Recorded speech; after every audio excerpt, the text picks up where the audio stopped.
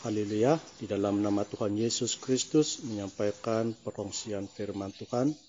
Pertama sekali saya ingin mengucapkan salam damai sejahtera kepada semua saudara dan saudari yang dikasihi di dalam Tuhan Yesus Kristus.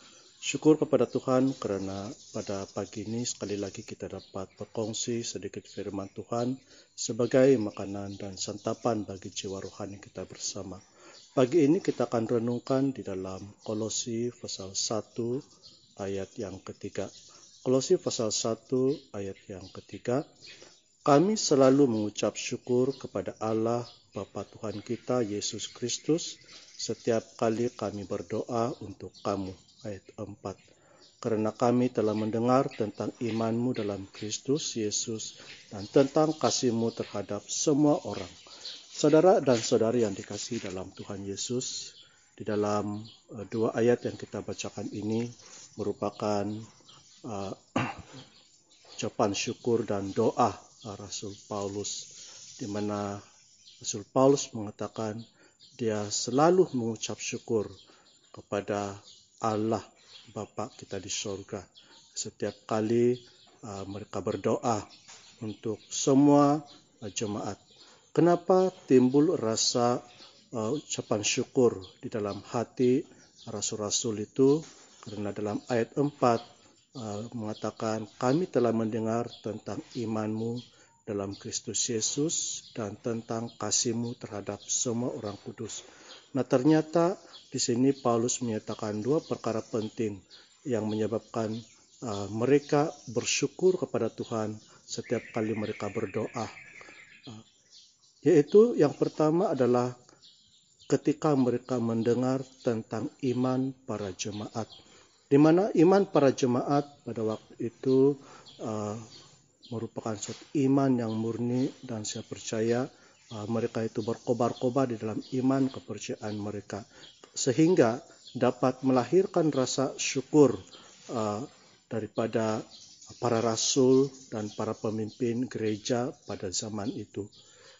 Kita sangat berharap juga bahwa setiap jemaat dan setiap kita pada hari ini tetap dapat menguatkan iman kita masing-masing sekalipun kita sedang berada di dalam suasana yang tidak begitu aman dan tenteram, karena kita tahu pada masa ini kita sedang berperang melawan pandemik COVID-19.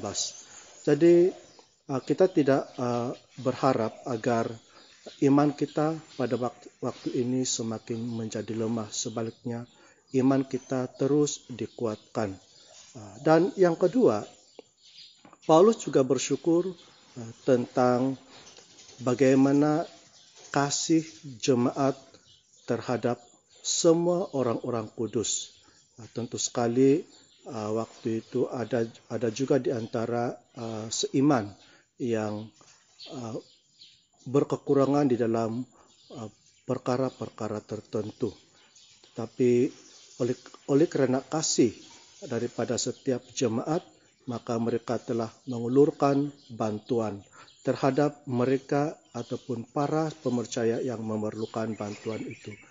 Tidak kira pelayanan kasih dari segi bantuan materi ataupun bagaimana mereka saling mengasihi di dalam jemaat, itu merupakan satu perkara yang sangat penting bagi pertumbuhan iman kepercayaan di dalam gereja.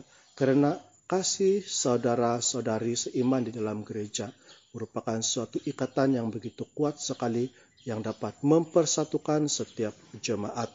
Jadi saudara dan saudari, kita dapat lihat pada hari ini ramai saudara-saudari seiman kita yang begitu prihatin terhadap keperluan ataupun keadaan jemaat-jemaat yang lain, di mana ketika ada jemaat-jemaat kita yang ditimpa musibah dan sedang berada di dalam kekurangan, maka banyak jemaat kita yang begitu prihatin dan mengulurkan bantuan di dalam memenuhi keperluan-keperluan daripada jemaat yang memerlukan itu.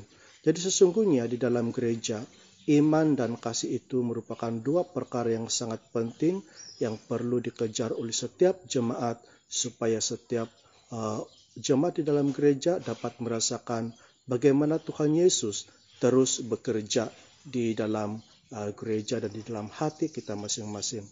Karena iman dan kasih ini merupakan bukti di mana Tuhan Yesus berdiam diri di dalam diri kita masing-masing dan di dalam seluruh jemaat. Sekian perkongsian kita pada pagi ini. Semoga dengan sedikit perkongsian ini memberikan kepada kita semangat untuk terus meneruskan kehidupan di dalam Tuhan, sekalipun kita berada di dalam keadaan yang tidak aman di dunia ini. Tuhan kiranya memberkati kita semua. Amin.